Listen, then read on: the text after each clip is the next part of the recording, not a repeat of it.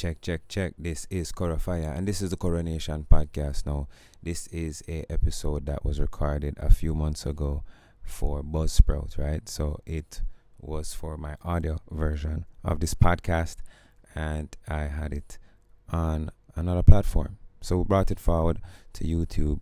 Check it out. Fikir Amlak, Korafaya Reasoning, Seeing, Blessed Love. It starts kind of abrupt, but bear with me. Blessed. Fikir Amlak, Zine, Rastaman, Zine, and artist, creative.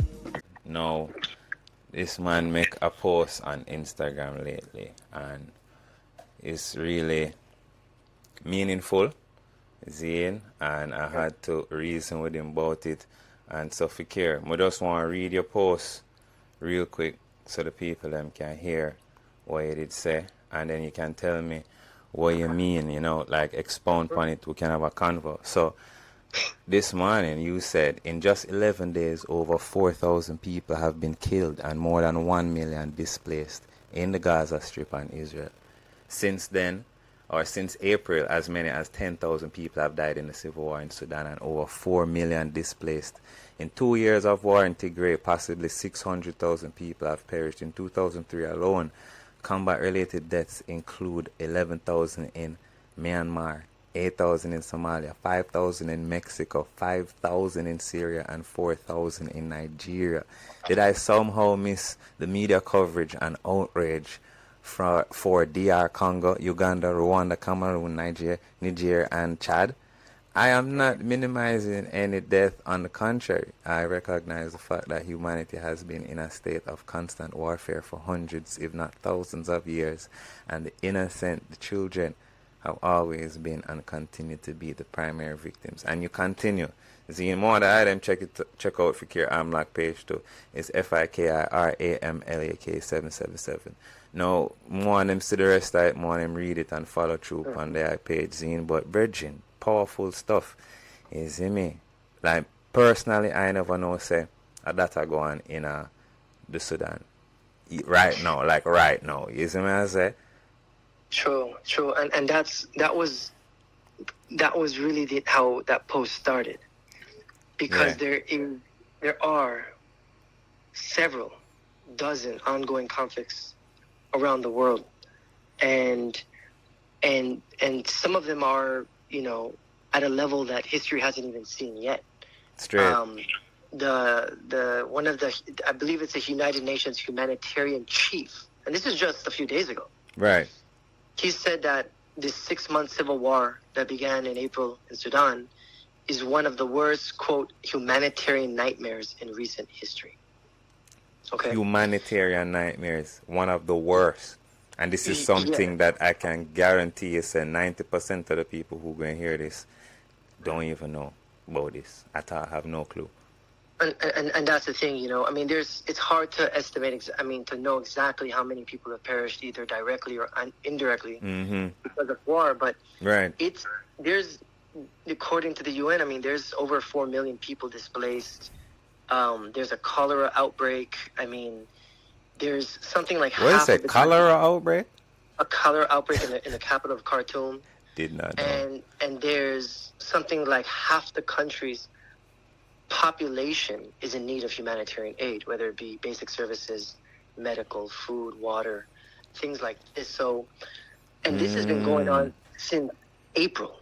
And this is the third civil war in 100 years. So the second civil war in Sudan ended in 2005. So what I was bringing to light is that, the media, the television, all the different outlets, the misinformation and the real information, right, it seems to be centered or emphasize certain plights and certain causes, right? And certain conflicts. Certain conflicts get highlighted more than others, Right. And just kind of saying that it's very sad what's going on in Gaza, in the Israel, in the West Bank, in that part of the world. But there is a lot happening simultaneously in Africa, in Somalia, in Syria.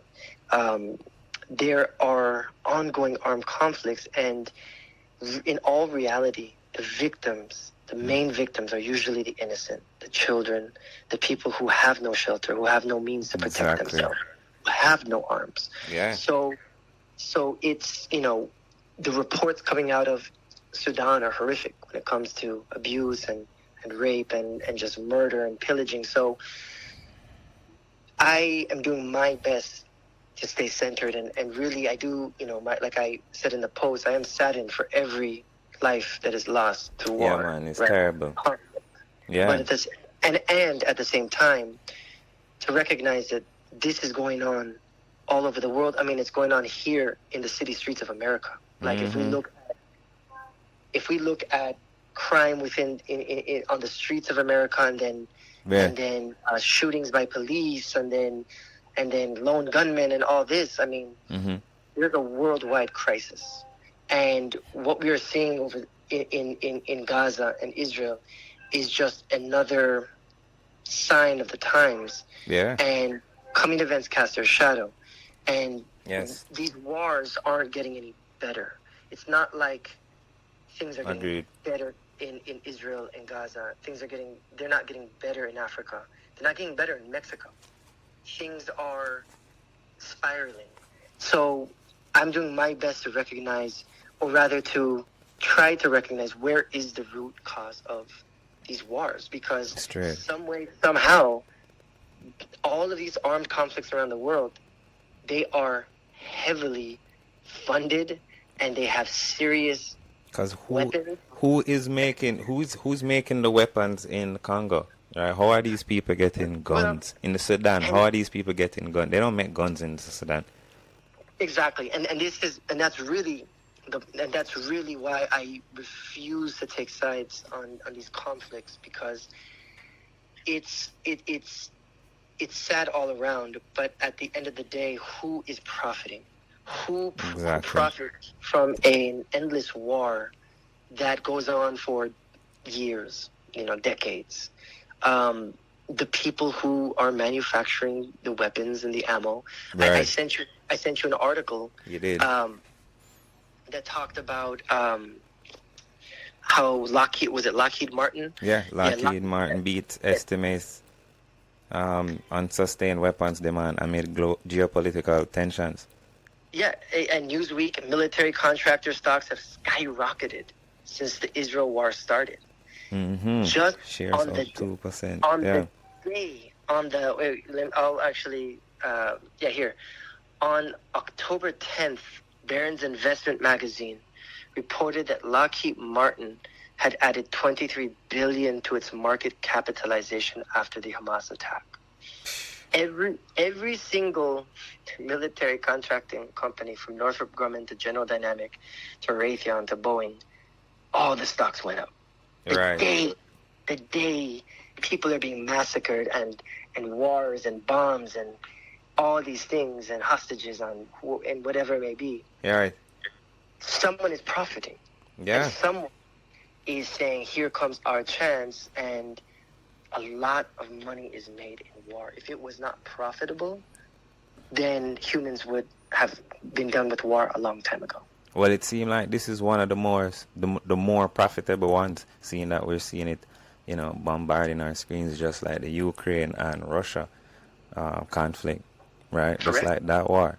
Because when that was being introduced to us, things were going on in the DR, right? Things were going on in Nigeria, same way in Haiti. In Haiti was going crazy, burning down, and we never saw it in the news like that. Definitely, and that's the thing. So it's like no money now make in them war there. Is it that certain people's lives matter more than others? It looks so. And we know that's not true, right? Everyone is born on the earth and the same, come into earth one way and come out the same. I don't care if you're rich or poor or whatever. But it seems like that's the message that's being sent. The emphasis is, look at what's going on in Haiti. And if we look at Haiti, for example, there's great historical context that we people need to really understand why Haiti is the way it is. Why is Rwanda the way it is? And Exactly. when we go to Africa, I mean, this is the richest continent in the world, and yet it's the poorest.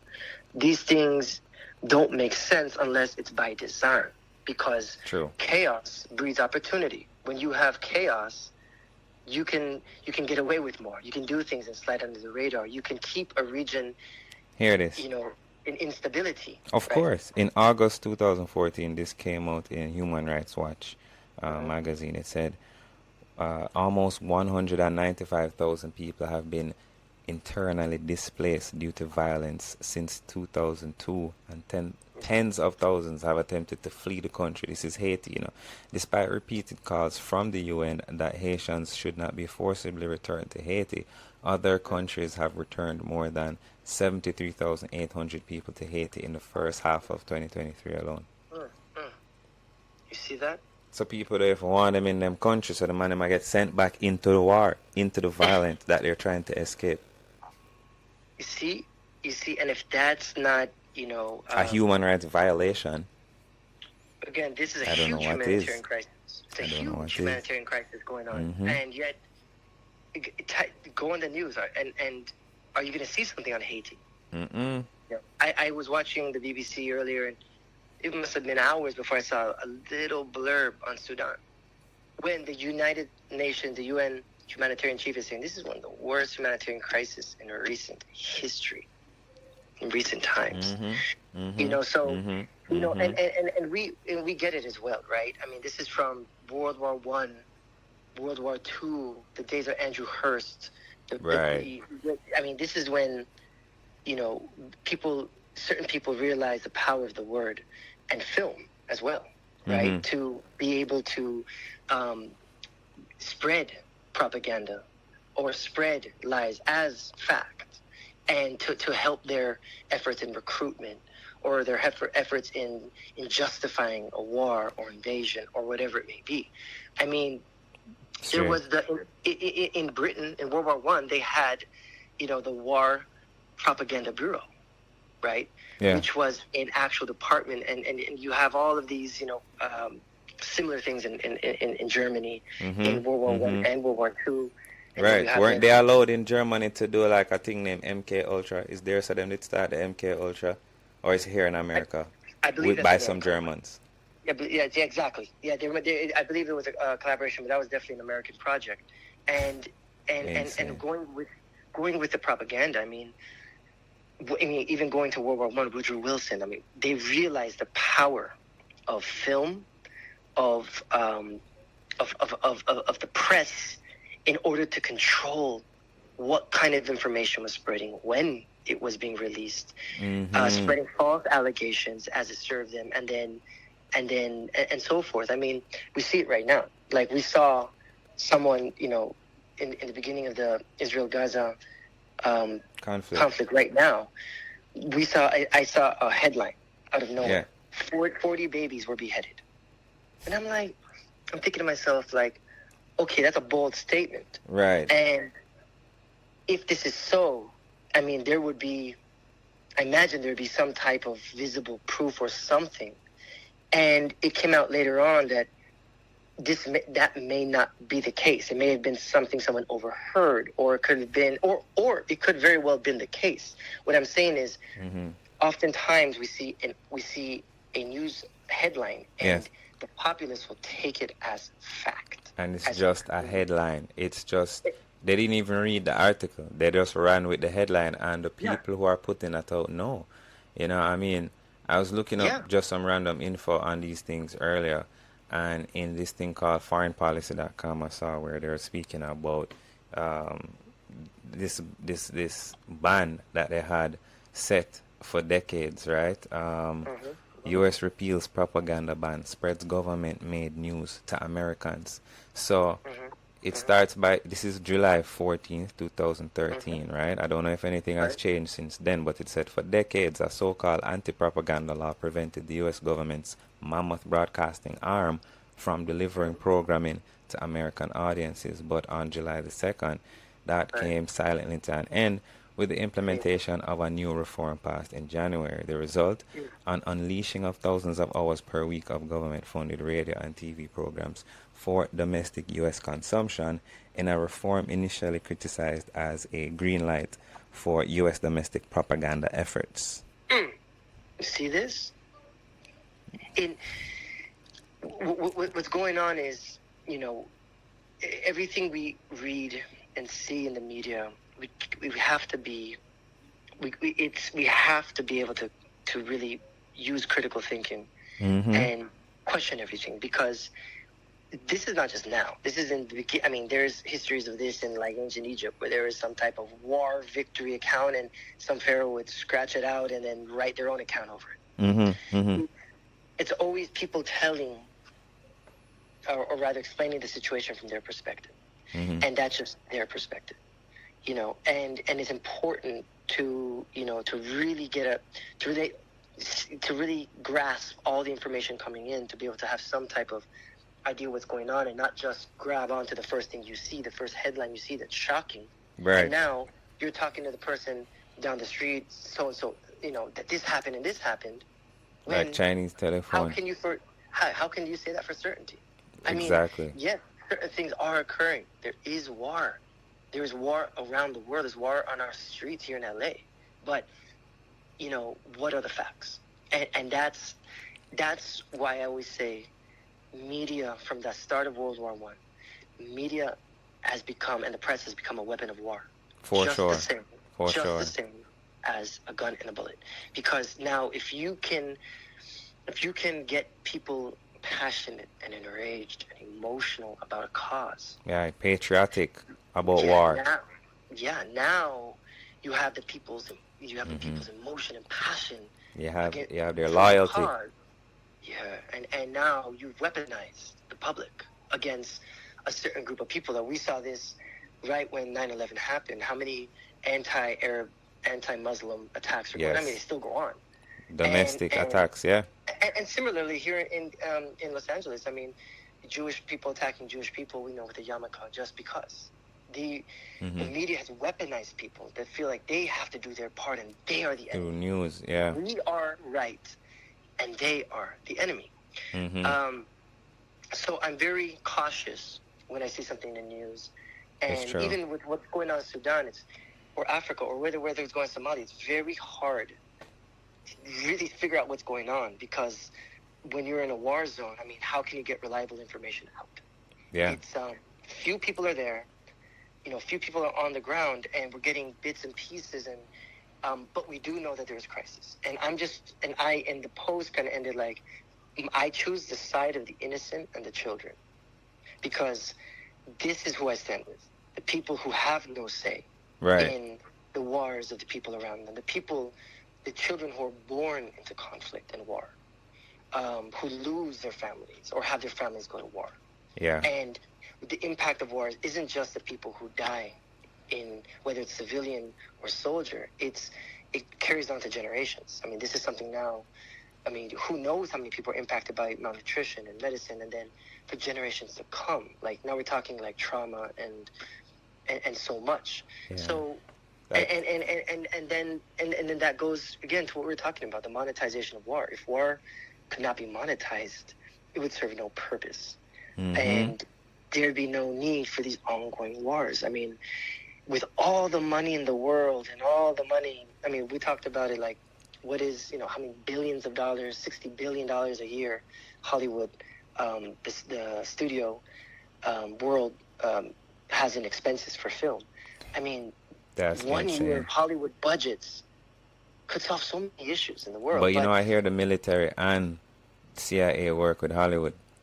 Of course. Again, this is it was that they could be a part of that hand. propaganda machine, because even this article is saying from the same foreignpolicy.com article, it says, if anyone needed a reminder of the dangers of domestic propaganda efforts, the past 12 months provided ample reasons. This is in 2013. It said last year, 2012, 2 USA journalists were ensnared in a propaganda campaign after reporting about millions of dollars in back taxes owed by the Pentagon's top propaganda contractor in Afghanistan. They had a propaganda contractor, Yeah, brethren. yeah, yeah, Zine. yeah. Eventually, one of the co-owners of the firm confessed to creating phony websites and Twitter accounts to smear the journalists anonymously. Additionally, just this Hmm. month, the Washington Post exposed a counter-propaganda program by the Pentagon that recommended posting comments on a U.S. website run by a Somali expat with readers opposing Al-Shabaab, which is some Mm. military group in Somalia, right? Right, right, Today, right. the military is more focused on this is Washington Post saying this, Today, the Mm-hmm. military is more focused on manipulating news and commentary on the internet, especially social media, by posting material and images without necessarily claiming ownership, Yeah. reported the Washington Post. So, the Washington Post, I said this, and me and you, I said them thing, right? And 100%. And this is going to like in World War II. I mean, That's proof.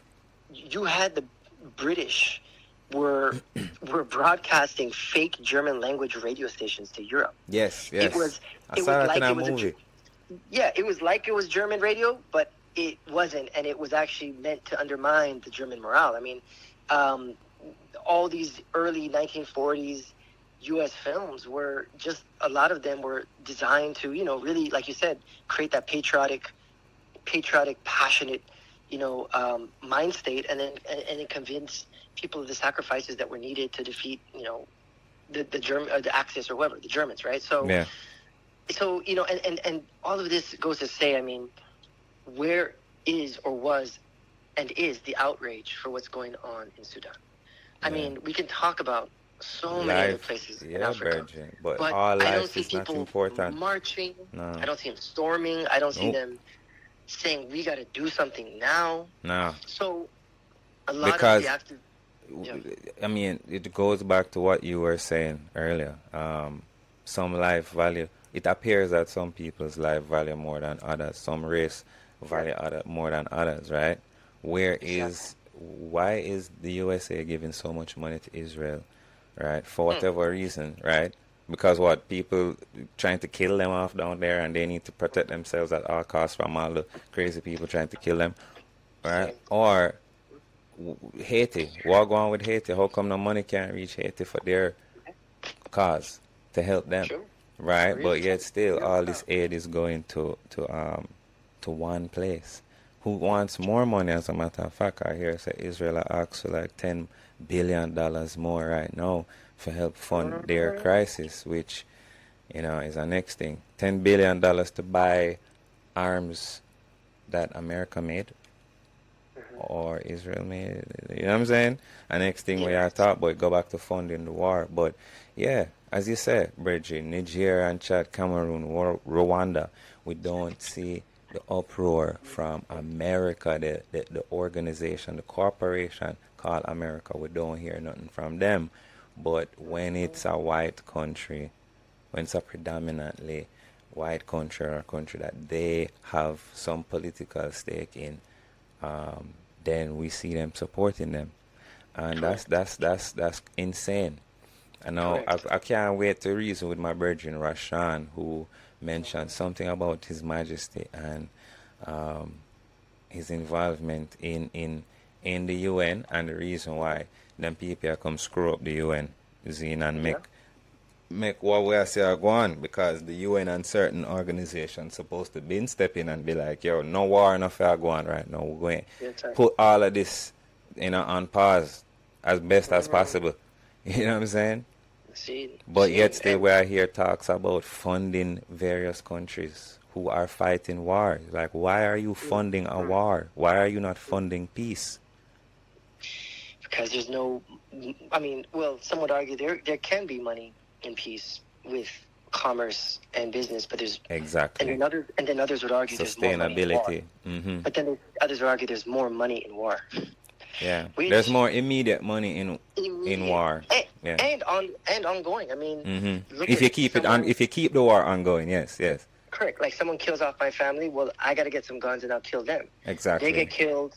Now they're going to have to do the same thing back and forth. There's no solution. I mean, that's why the Taliban, America had to leave the Taliban in Afghanistan, say, like, we're done. I mean, weren't going to win that because there's going to be suicide bomb after suicide bomb after attack, and they just weren't going to win that war because war is not something that can be just won. So if it could be, then I mean, it'd be a different situation. So it's what is the solution again? It's hard because when it's tied in with business interests and government interests, it doesn't matter how much people suffer. It just becomes another product. It becomes another business, another product, another business, service to manufacture and to distribute, and it's the poorest countries have tanks and guns. I mean, how, right? I mean, they don't have food, but they have bombs and They have grenades and AK-47s, but they don't have rice. Correct. So I mean, and that's why that's why I wish we would spend more time. Like, there's these people who are very passionate right now, whether they're pro-Israel or pro-Palestine, but it's like out of the blue because they're programmed being fired up with what they're hearing and reading and seeing, and understandably there is a lot of suffering going on. I get it, but at the same time is like we have to have greater discourse on worldwide situations. We can't just pick and choose. I mean, I don't want to pick and choose. I don't feel like I should pick and choose and this is the priority. These people matter more. No, I think, like I said in the beginning, it's a worldwide crisis. Right. And like even when we talk about Sudan, now we're talking about Chad, right? And we're talking about Libya and the Central Africa because what's going Nigeria, on. Syria. Yeah, because if people are being displaced, then where are they going? Ethiopia, They're going on those bordering countries. Exactly. And those countries already got their own problems. It's true. Militias and governments against military, whatever it may be, which if we had time, we'd go into the historical context of how colonialism and that scramble for Africa and these man-made borders are the cause and root of so much.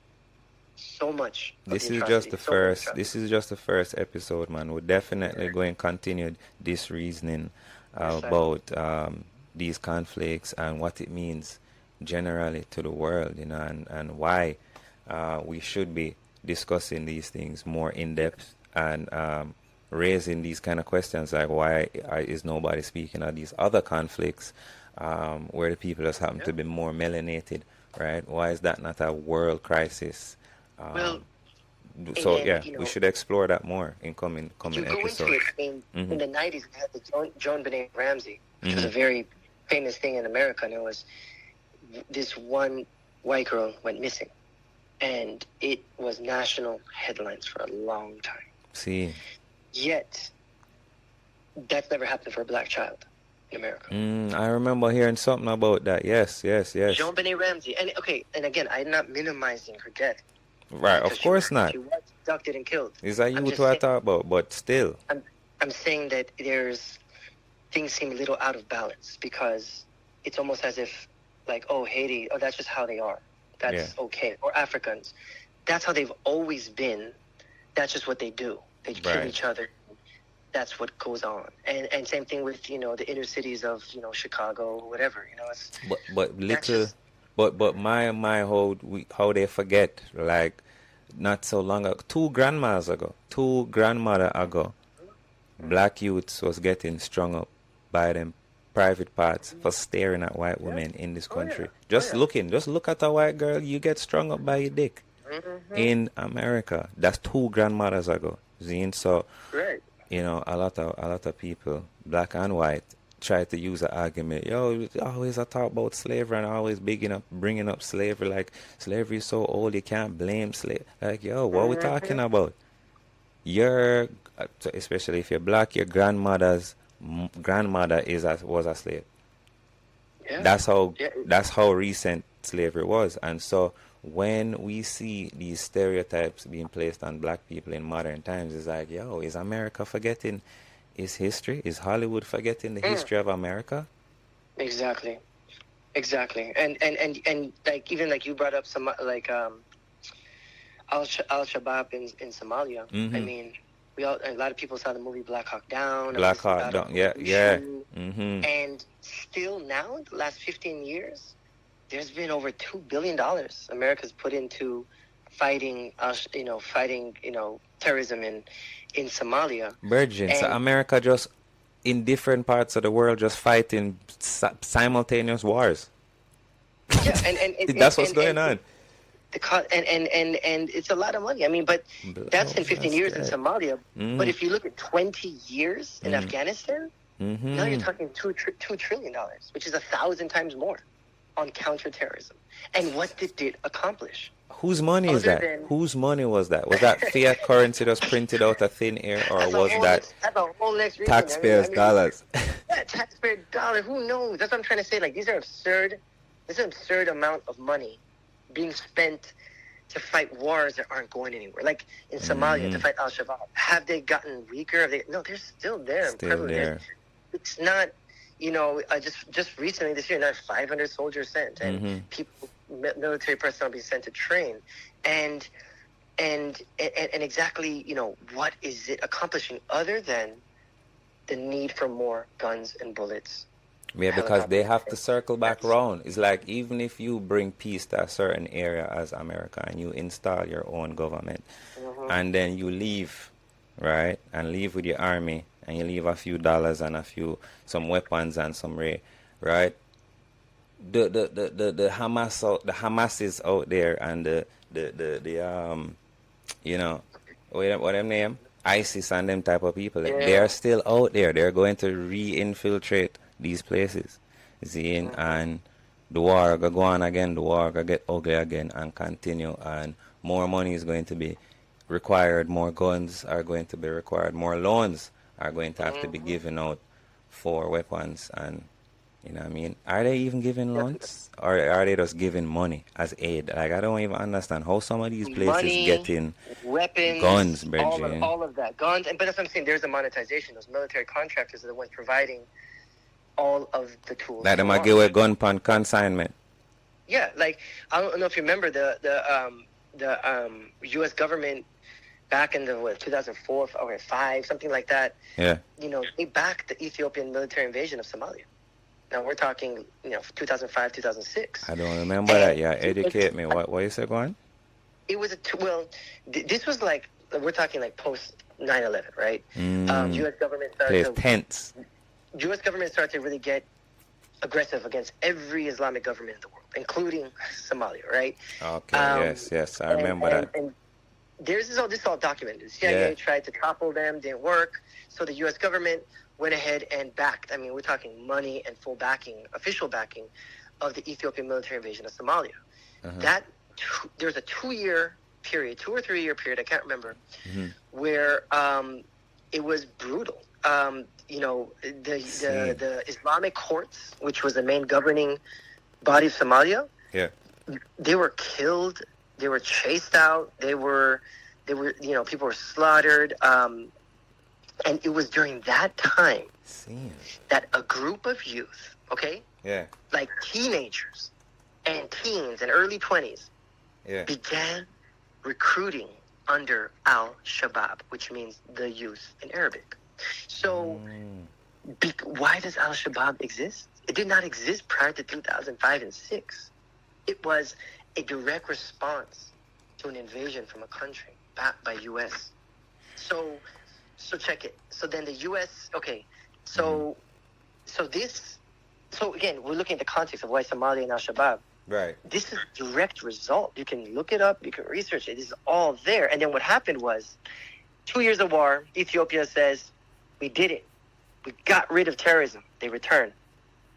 Not even months, year later. You see that? All of the territory was recaptured. Almost all. So, what did it accomplish? I mean, go back to what we were saying. It's like they fund a war, and then they back out, and then now these people are left to fend for themselves against the same terrorists that caused the whole problem in the first place, or who they say caused the problem. You know what I'm saying? It's if they had never, backed, the Ethiopians wouldn't have been able to go into Somalia, and because they needed that backing, right? And because of that and all the killing, there was this Al-Shabaab is now a power in the region because they felt like they had to defend themselves. Reggie, go ahead. No, I'm just saying that is direct You brought up Al Shabaab. That's Yes. exactly why they exist, because of that invasion. And you know, instead of first, remember earlier I was reading an article about Al Shabaab, right? And about propaganda from organizations, right, from America. One of them being, is it the Voice of America? Let me see. Yeah, yep. See, Voice of America. Good. Now I go on Google, right, and I type in Ethiopia Al Shabaab. One of the first articles that comes up is a article from second article that comes up, Voice of America News. Al Shabaab attacks Ethiopian military convoys in Somalia. Should I believe this or what? What should I believe? If Voice of America has been found to have been allowed to spread propaganda on behalf of They have. the government. Again, I don't I even know take if I should everything. read this, and this is the first thing that pop up as news. So somebody who don't know about this history of the Voice of America being funded by the government to spread propaganda, they will just believe whatever the Voice of America says, because it's just news. You Google it, Exactly. this is what comes up. But yeah, sorry, you were saying? But that's why we have to we have to use critical thinking. I'll read it. I'll read anything, but I will continue to read different sources, because somewhere in between the truth lies, right? Exactly. I mean, and then I mean, I know we're kind of running out of time, but like, Right. look at Niger, right? There's a coup. There's a coup earlier this year, right? A couple months ago, whatever it was. And Niger's another place which is under some serious conflict, but right. And I made the statement, and actually Tenaskalin has that song, "The Richest Continent," right? Africa is, why is it so rich and yet so poor? Exactly. Niger has the largest uranium deposit in the world. Okay. Did not know that. France gets 30-40% of their uranium from Niger. Niger has significant deposits of coal, gold, oil.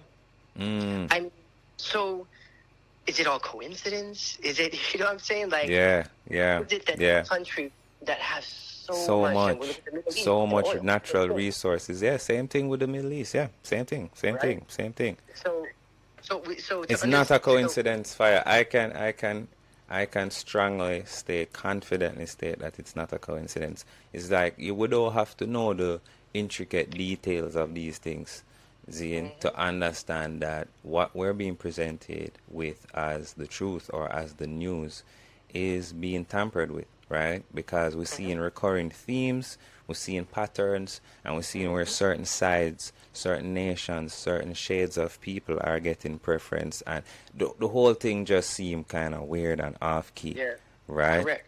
Correct. And so we don't know who to trust or what to trust. Correct. So it's crazy, and not many people are. How many people are even doing independent research? How many people are Googling and reading different articles from various countries, instead of just what we're used to hearing on CNN and BBC? Not many, right? Not many. And again, even a month ago, conflicts resumed in northern Mali because the United Nations withdrew, right? And there we go, United Nations again. They withdrew, and now you got more Tuareg rebels, the Mali army, Islamist army militias. I mean, I just wish there was more attention and discussion as it pertained to countries around the world, not just the Western countries. Because when a French person is killed, and I saw something in the Israeli attacks, like 10 Americans or 20 Americans were killed. Again, I'm not undermining any loss of life, but there's a lot of people dying around the world, and I want to make sure that I am doing my best to recognize, what is going on, and not put one life above the next. All life is valuable, right? So that's really how I look at it. I wish there was more discussions about about the root and history of these conflicts, because it's easy on the surface to look at the Israel-Gaza and just, it all has historical precedent. And you have to look at it not now, but look at it 50 years ago. Well said, 20 years ago, 50 years ago, 100 years ago.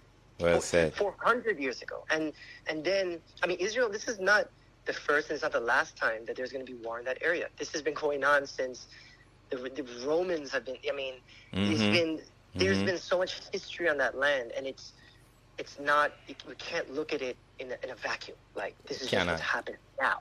Yeah, yeah, You and know, that's even why. Africa, Yeah, it's not happening now. This none is of it, none of it. none of it. So, and that's why I'm trying to get. You know, I want people to kind of just, yes, there is suffering going on. Yes, there is life being lost on both sides, on all sides. But who is profiting? It's the ones who are manufacturing the weapons of war and the people who are pushing their agendas with their media, Yeah, right, and the television. yeah. These people are the ones where I said media is a weapon of war, just the same. These are the people who are benefiting, who are monetizing war. So you know what I People who want us to do suffer, too? yeah, go on. Not for cut you. I want us to definitely build on this zine. Like, so we have to have an next reasoning about this where we can, let's say, follow up with some of these things that we see going on and the conflicts and why we're not seeing it more. And, you know, just like updates on these conflicts. But we need to discuss that more, though, like who's really winning at the end of the day from these wars and why that needs to be more of the focus instead of the nations that are warring. You know, who is profiting more so than Exactly. which nation? It's like we shouldn't be polarized amongst ourselves. No. Like, and this happens a lot. It's like whether your political party or your religion or your race or your country, whatever it may be, we become a polarized people where you know we'll regurgitate what we've heard about someone and something and say, oh, these people are like this, and this is why you're my enemy. Yeah. Whereas those people are the same, in my Bridget, opinion. I can It's use, hatred. yeah, I can use a simple little example again to cut you. A simple little example of something that I saw a couple months ago with this Virgin. Now, I am not somebody who has really consumed much of his content, but I had to bring this up because I saw something recently. You know, is this fashionable youth? Him have a YouTube channel where he interviews he interviews people on what they're wearing, right, or on what they're wearing. And so I think he decided to ask them about Andrew Tate and Balenciaga. At the time, I think Andrew Tate was locked up for some reason. I don't know how long it was. I don't know for what. I don't remember. But a lot of people were crapping on him and saying the worst about him, Zine, only for him to eventually come out of prison and like some charges dropped or like what happened from that showed me that people don't know much about these people, but they have a lot to say based on what the media feeds them. So they interviewed like couple people randomly, and most of them were like, yeah, I don't like that man. And the guy was like, why don't you like him? I don't know. I just don't like him. He just seems like an asshole. This other girl, you know, what do you think about him? I think he should rot in jail. Why? Because he's just not a good guy. Why? What can you say that you know about him that makes him a bad? I don't know. He's just not good. He seems like a womanizer, and yeah. Most of them didn't know why they hated him and why they wanted him to stay in jail.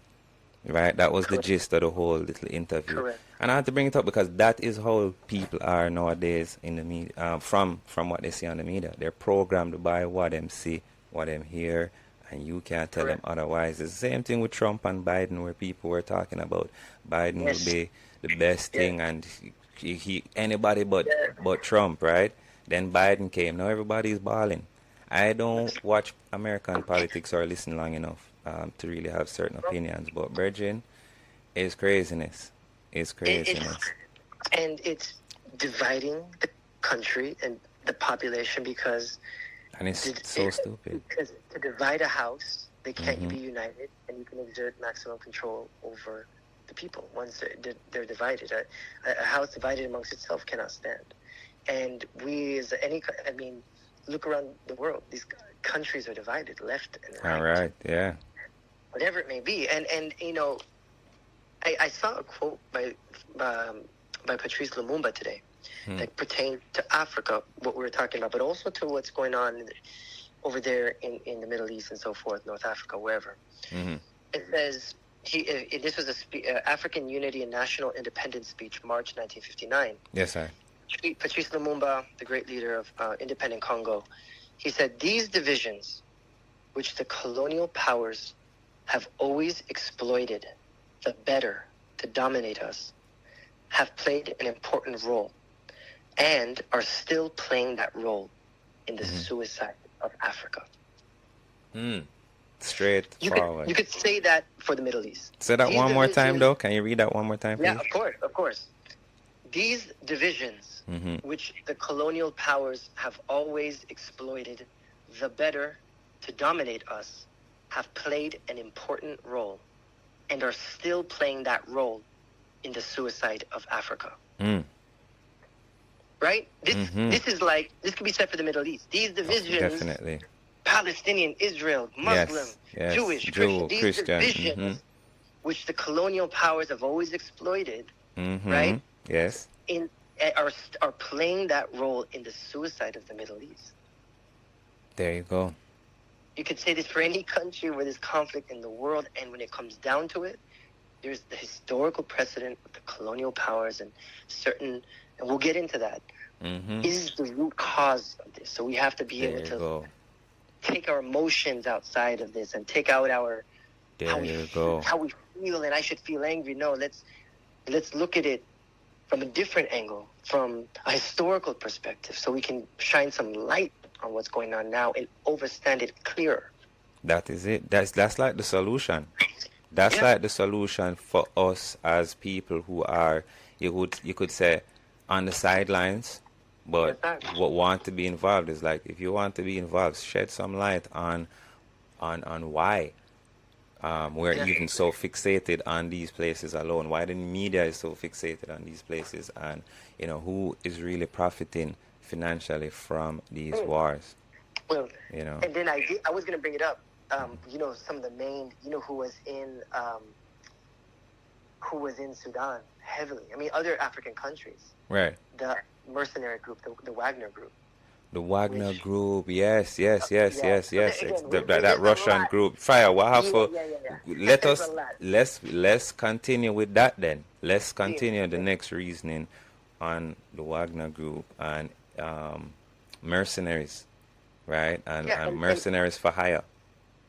And I'd like to go further into the military contract system and to that Brethren. and the monetization. We'll have to do it. We'll have to do it. We're not talking about nations and individual conflicts, because these are individual conflicts. Talking about really who serves to benefit from ongoing war, and then from there, I mean, the article is sent, right? The minute Hamas attacked, certain stocks just went up 10%.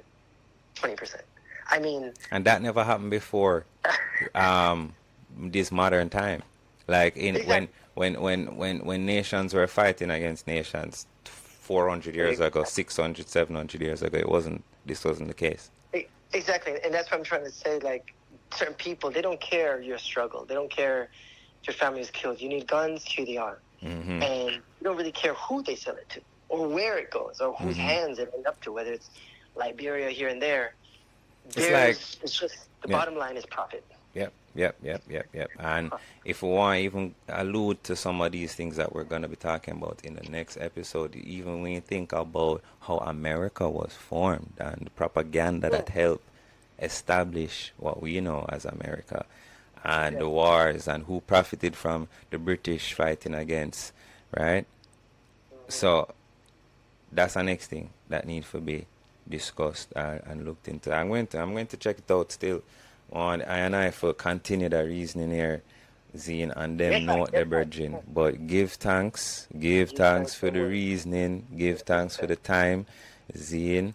It's like, so you're like the second second podcast, Zine. So we're gonna drop it out for the people them for hear what go on, virgin, and what else you have said. The good thing that is doing, because we have to just use all platforms, every platform to express, share, whether it's in the creative, it's in the reasoning, it's in whatever it may be, the Real artistic, talk. the visual.